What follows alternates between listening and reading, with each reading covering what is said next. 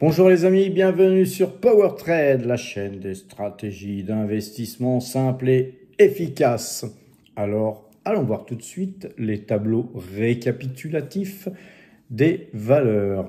Alors, sur le portefeuille Power Trade, nous avons acheté Hug Autoliner, une petite ligne supplémentaire pour consolider la ligne existante. C'est une valeur qui n'est pas chère du tout, qui verse un gros dividende. Elle est value. D'ailleurs, elle est aussi dans le portefeuille value. Alors, ce portefeuille Power Trade gagne 3,99% depuis le début de l'année. Nos espèces ont légèrement diminué suite à l'achat que nous avons effectué sur Hug Autoliner. Nous avons 12,26% en termes d'allocation d'actifs en espèces sur ce portefeuille. Le portefeuille value, lui aussi, il a donc Hug Autoliner en portefeuille. Ça représente d'ailleurs 6,18% de l'entièreté du portefeuille value, et en espèces sur le portefeuille value nous avons 29,27% d'allocation d'actifs en espèces. Le résultat, par contre, value, lui, il performe mieux puisqu'il affiche 26,19% depuis le début de l'année.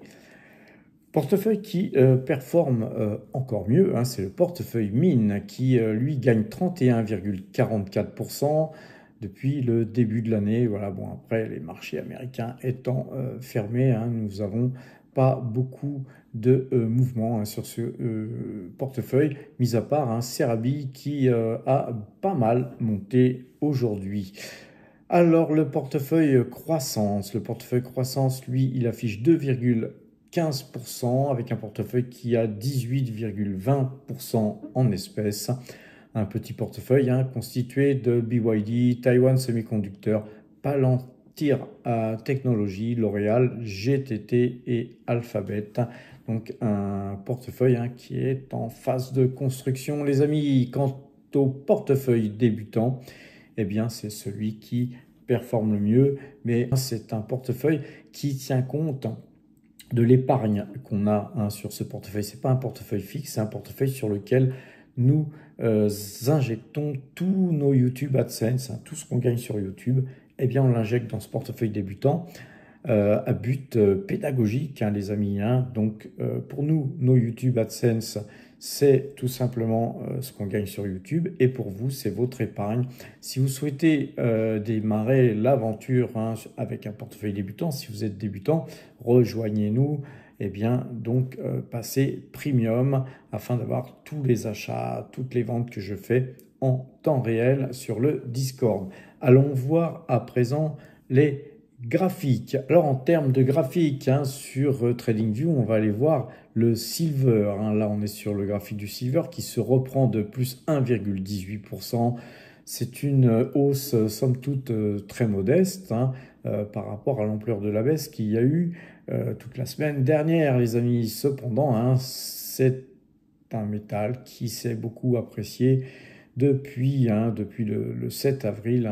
Il n'a fait que monter quasiment avec des petits paliers, de latéralisation. Mais là, voilà, on est revenu sur ce palier de latéralisation. Va-t-on repartir? Je ne sais pas. En tout cas, nous, on guette la moyenne de jour 12 jours qui est, elle, vendeuse au moment où je vous parle. Par contre, sur l'or, quand on regarde le graphique de l'or, on est toujours en phase de latéralisation là, mais par contre, on a un croisement de moyenne mobile 2 jours, 12 jours à l'achat sur le gold, les amis.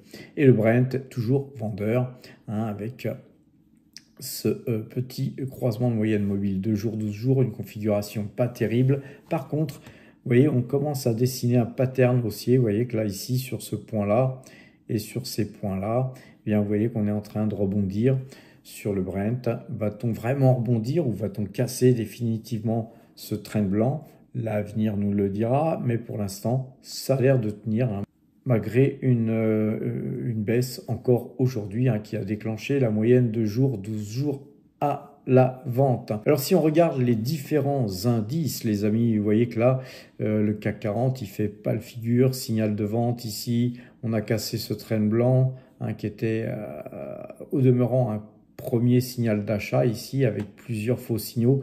Et puis ensuite, patatrac, on est passé vendeur. Ça sent pas très bon hein. Sur le CAC 40, on va regarder Ichimoku. Sur Ichimoku, on est en train de percer le Kumo par le bas. Si on rebondit, qu'on ressort de ce Kumo, hein, ce nuage-là par le haut, ça sera gagné les amis. Par contre, si on casse le Kumo par le bas, courage, fuyons comme on dit. Alors sur le S&P 500, malgré la moyenne 2 jours, 12 jours qui est passée vendeuse ici, il faut quand même bien admettre hein, que le S&P 500, il est toujours au-dessus du Kumo. Donc on va d'ailleurs sortir Ichimoku du graphique hein, pour que ça soit plus lisible. Vous voyez qu'on est là sur on va dire une petite prise de bénéfice. Et d'ailleurs, aujourd'hui, c'est plus 1,36% de hausse hein, sur le S&P 500. Le Nasdaq, lui, eh bien, il augmente un peu plus hein, puisqu'il grimpe de 1,78%. Néanmoins, la moyenne 2 jours, 12 jours est toujours croisée à la vente. Et vous voyez que là, vous avez ce canal haussier qui a été cassé par le bas. Avec tentative hein, de revenir dedans ou de au moins sucer hein, le bas du canal. Néanmoins, ça n'a pas fait. Et vous voyez que là, ça a plutôt tendance à prendre le chemin de la baisse hein, avec donc une figure qui est plutôt vendeuse. Croisement de moyenne mobile 2 jours, 12 jours à la vente. Restez prudents les amis sur le Nasdaq. Alors les amis, regardons à présent nos valeurs et on va commencer par la valeur que j'ai achetée. Aujourd'hui, on a acheté donc Hug Autoliner. À quel prix on avait acheté Hug Autoliner? Regardons eh bien, le Discord, je vous ai acheté ça à 106,30 hein, sur le portefeuille PowerTrade, les amis. C'était 250 titres qui ont été donc achetés. Vous voyez que eh bien, on finit à 106,80. On a gagné 50 petits centimes depuis notre achat. Mais c'est une valeur qu'on avait déjà en portefeuille. Donc, on a tout simplement consolidé hein, notre position. Car vous voyez, on a eu ici un rebond sur la moyenne 12 et donc ça c'est de bon augure avec le cassage de là ici vous voyez ce canal en violet, c'est un canal baissier qui est donc cassé. Donc en théorie hein, les amis, ça devrait continuer à monter et revenir progressivement dans ce canal haussier hein. Je vous rappelle qu'on avait ici en jaune un canal haussier qui avait été brisé ici et puis voilà, c'est en train de revenir à la normale on va dire hein, puisque les taxes de Trump hein, vont commencer à se tasser hein. Là toute cette baisse c'était tout simplement la trumpénisation du marché tout simplement les amis. Alors Total Energy, on la surveille là les amis, hein. Alors on la surveille car c'est vraiment une très très belle valeur qui là vous voyez est toujours à la vente hein. Le croisement de moyenne mobile 2 jours, 12 jours est toujours à la vente. Nous on va attendre un croisement de moyenne mobile 2 jours, 12 jours pour refaire feu sur cette valeur car ça fait à mon sens, trop longtemps qu'elle est coiffée hein, et qu'elle pèse vers le bas. D'ailleurs, je vous ai écrit un article aujourd'hui sur powertrade.fr et il suffit d'aller dans l'onglet article. Ici, vous cliquez sur article et vous allez pouvoir cliquer ensuite sur l'article Total Énergie que je vous ai écrit. Allez le lire, hein, c'est toujours intéressant de savoir ce que je pense et pourquoi je continue à acheter ce titre qui est, je vous le rappelle, ma plus grosse position déjà puisque j'ai déjà 53,64% de mes allocations d'actifs sur Total Énergie. Alors, revenons sur les graphiques et globalement, nous avions aussi la Française des Jeux qui figure parmi les plus grosses lignes de notre portefeuille qui avait décroché ici. Et vous voyez là, ici, vous avez un bottom et un bottom en formation ici. Il est bien possible eh bien que ce titre reparte tout simplement. Je ne mettrai pas ma tête à couper, mais en tout cas, je pense que c'est tout à fait le scénario probable et possible. Nous préférerons attendre un croisement de moyenne mobile 2 jours, 12 jours pour nous reporter encore sur la valeur. Un autre titre qui avait décroché, c'est AXA. Là, vous voyez que là, par contre, eh bien, c'est pas beau, hein, on a cassé. Vous voyez que ce trend qui est rouge là, ici, sur ce point-là et tous ces points importants qu'il y avait ici et ici. Je vais un petit peu retracer ça plus proprement. D'ailleurs, je vais vous le mettre en blanc, ça sera plus clair. Et vous voyez que là, eh bien, on oscillait dans ce petit canal blanc en biseau. On l'a cassé vers le bas. Je pense que là, par contre, sur AXA, qu'on a en portefeuille, ben, on va patienter. On va patienter car il est bien possible qu'on aille chercher à combler. Vous voyez ici, il y a un gap là, ici. Eh bien, dans une configuration pareille, un gap agit comme un aimant. Donc la zone des 36, vous voyez, 36-30, on va dire, est une zone sur laquelle eh bien, AXA pourrait finir par retourner. L'Oréal se porte très très bien, hein, malgré les deux baisses qu'on a eues. Donc ici, je dirais deux baisses. Une baisse, hein, puisque là on avait eu une très forte hausse avec finalement un titre qui avait clôturé avec une légère hausse, mais une bougie qui est pas belle, hein. Quand je parle de baisse, c'est par rapport au plus haut. Là aussi, on avait ici encore une baisse vendredi qui était quand même une baisse assez importante. Et aujourd'hui, eh bien, on consolide et on voit que la bougie d'aujourd'hui, elle est à l'intérieur du corps de cette bougie rouge, mais elle n'a pas franchi la moitié de cette bougie, donc ça, c'est plutôt inquiétant. Et donc, on attendra de voir demain, mardi, hein, voir si éventuellement on allait continuer à monter sur ce titre. Mais pour l'instant, voilà, on a toujours ce croisement de moyenne mobile 2 jours, 12 jours à l'achat. Donc pour moi, c'est toujours plutôt acheteur, hein, mais la configuration ne se prête pas à consolider sur ce titre, hein, qui a déjà pas mal monté, hein, par rapport, si vous regardez par rapport à tous ces plus bas qu'il y a ici, on était à 315 hein, en novembre 2024, ça fait pas si longtemps que ça. Et vous voyez qu'à chaque fois qu'on a remonté, qu'on a redescendu, chaque fois les points bas étaient toujours plus haut, sauf un peu ici, mais voilà, on a toujours été un peu plus haut, plus haut, plus haut. Là maintenant, si on rebondissait encore, ça serait peut-être l'ultime dernier point bas de rebond avant d'aller dépasser hein, allègrement les 400 euros. Il faut vraiment casser les 400 euros pour vraiment sentir cette valeur très haussière. Hein. Puis, après, on sera même de toute façon sur les 413, un petit peu stoppé ici. Mais là, si on cassait ça, après, ça serait un retour, encore une fois, à la normale, comme Hug Autoliner. Sur Pernod Ricard, toujours pas de signaux d'achat. Hein, voilà, je vous la montre voilà, parce que j'aime bien me faire mal. Toujours vendeuse. Hein, donc voilà, passons ce titre qu'il ne faut, je pense, surtout pas acheter actuellement. Mais par contre, si on l'a en portefeuille, bien sûr, on conservera le titre. GTT but hein, là sur ce train blanc, vous voyez que ici et ici, hein, quand on a tracé ce train blanc, on voit qu'on va avoir du mal à passer. Si on cassait ça, hein, ça serait bien, ça serait très bien. Très belle configuration en tout cas sur ce titre. Regardons Cumulus qui est un titre que Gilles a acheté hein, dans le portefeuille Value. Eh bien, on revient dans ce canal haussier, donc on va retracer hein, les amis, on va retracer ça. Donc voilà, on est toujours dans une petite confirmation d'une configuration haussière, hein, à chaque fois toujours plus haut. Voilà, plus haut. Voilà. Est-ce qu'on va aller plus haut maintenant?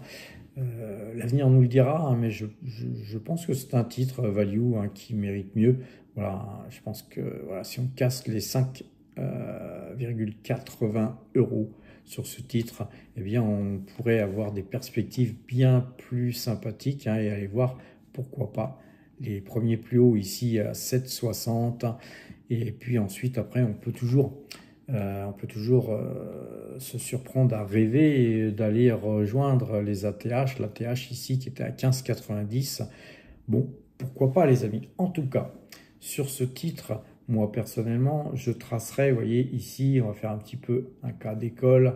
Bien, je tracerai, vous voyez, sur les plus hauts ici. D'ailleurs, ça va nous former tout simplement un triangle. Vous voyez que là, sur ce point haut ici, ce point haut ici, et ce point haut ici, hein, c'est quand même assez magique hein, de voir que les cours, à chaque fois, ne peuvent pas casser ce trend blanc. Si on arrivait à casser ce trend blanc, eh bien les amis, ça serait très bullish, mais vraiment très bullish. Pour l'instant, voilà, nous sommes dans un triangle. Allez voir les vidéos que je vous fais. Je vous ai fait une vidéo d'ailleurs sur les sorties de triangle par le haut ou par le bas. Allez voir les amis, il faut vous former, essayez de vous élever en compétences. Alors LVMH, toujours vendeur, hein, toujours dans son canal baissier. On a Valley News qui est toujours, elle, dans son canal haussier. Alors aujourd'hui, on a acheté Hug Autoliner. On aurait pu très bien acheter Valley News, hein, les amis. Mais vous voyez que là, on a quand même cette bougie. Si on zoome un peu, vous voyez que la bougie de Valley News avait quand même cassé la moyenne 12. Et donc, voilà, on a préféré Hug Autoliner qui, ceci dit, est moins cher. Hein, elle est moins chèrement valorisée. Autre valeur intéressante, Metaplanet, hein, Metaplanet sur laquelle on avait gagné 20% hein, sur un petit aller-retour qu'on avait fait ici. Voilà, maintenant on pourrait la racheter à meilleur prix, mais la moyenne 2 jours, 12 jours, c'est la moyenne qui nous sauve toujours la vie, les amis. Elle nous interdit d'acheter ce titre, et heureusement, car si on avait acheté ce titre voilà, par ici sur les 1224, bah là, aujourd'hui, nous serions à 987. D'ailleurs, on aurait pu aussi acheter ce titre parce que voilà, il y avait une belle bougie rouge et donc une belle baisse hein, sur un titre pareil et l'acheter à 1441, les amis. Et puis voilà, ceci dit, maintenant on est à 987, alors que la moyenne 2 jours, 12 jours nous dit toujours on reste vendeur, on n'achète rien, on s'assoit sur ses mains, les amis. Alors, puisqu'on est sur les valeurs japonaises, on va aller voir Fanuc. Fanuc qui se reprend, on a toujours ce croisement de moyenne mobile 2 jours, 12 jours. Vous voyez que là, on avait ici un trend blanc là, qui a été cassé. C'est une très très belle configuration haussière hein, sur Fanuc. Très très beau titre aussi, hein, une très très belle valeur. Et vous voyez que là, ça consolide et que la moyenne 2, elle est orientée vers le nord. La moyenne 12 est orientée vers le nord. Bien, en théorie, hein, ça devrait continuer à monter hein, sur ce titre, hein, d'autant que si on regarde bien, on a peut-être, si on regarde un petit peu de travers, une tête-épaule inversée. Hein. Vous voyez que là, ici, on a une épaule, on a une tête ici et une épaule. Voilà, donc on a une épaule un peu plus basse, mais voilà, à la limite, on pourrait aussi dessiner un diamant, tout ce que vous voulez, mais pour moi, c'est une figure très haussière. Un titre qu'on surveille aussi depuis déjà pas mal de temps, puisque vous savez qu'on était donc en swing trading hein, sur Realty Income. Realty Income est un titre qu'on achète et qu'on vend régulièrement. La dernière fois qu'on l'avait acheté et vendu, hein, surtout vendu, on l'a vendu à 62,08.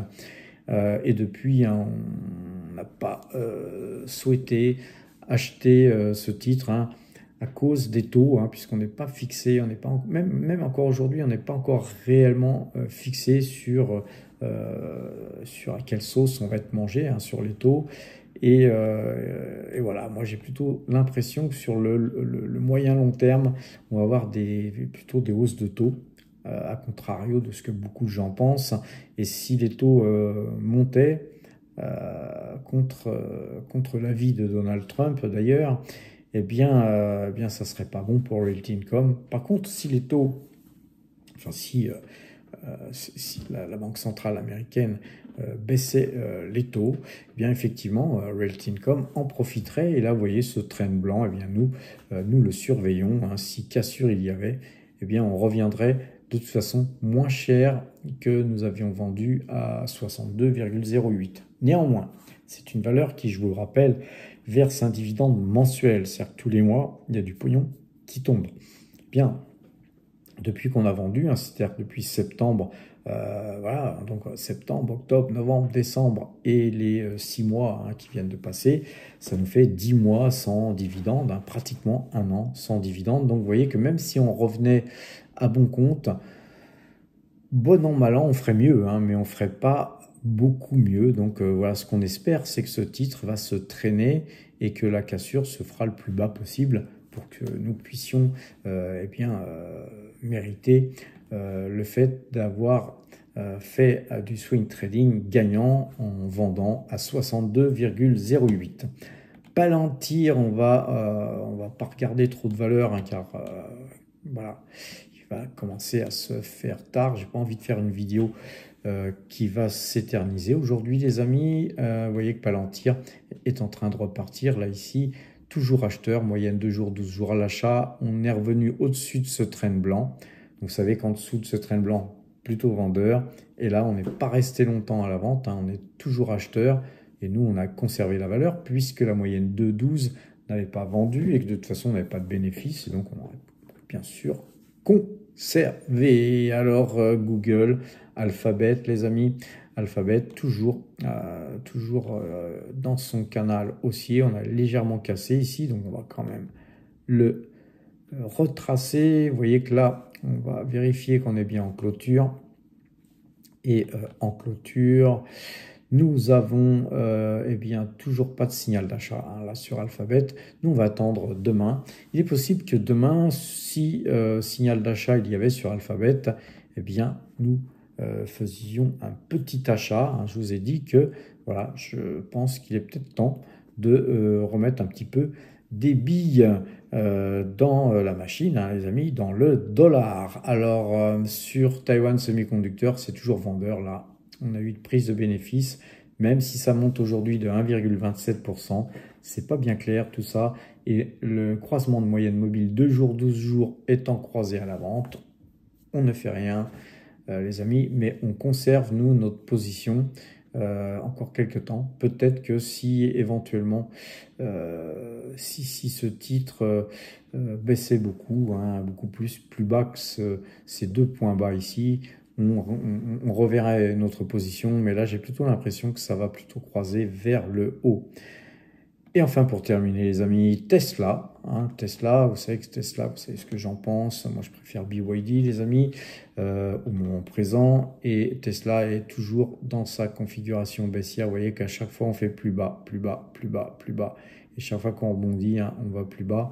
Donc là, c'est pas bon du tout. D'ailleurs, je vais vous tracer un truc là, ici. On va tracer ça. Vous voyez que là, eh bien, on avait sur ces points ici, ces points-là, hein, on avait toujours rebondi, et puis là, on avait cassé, on est revenu.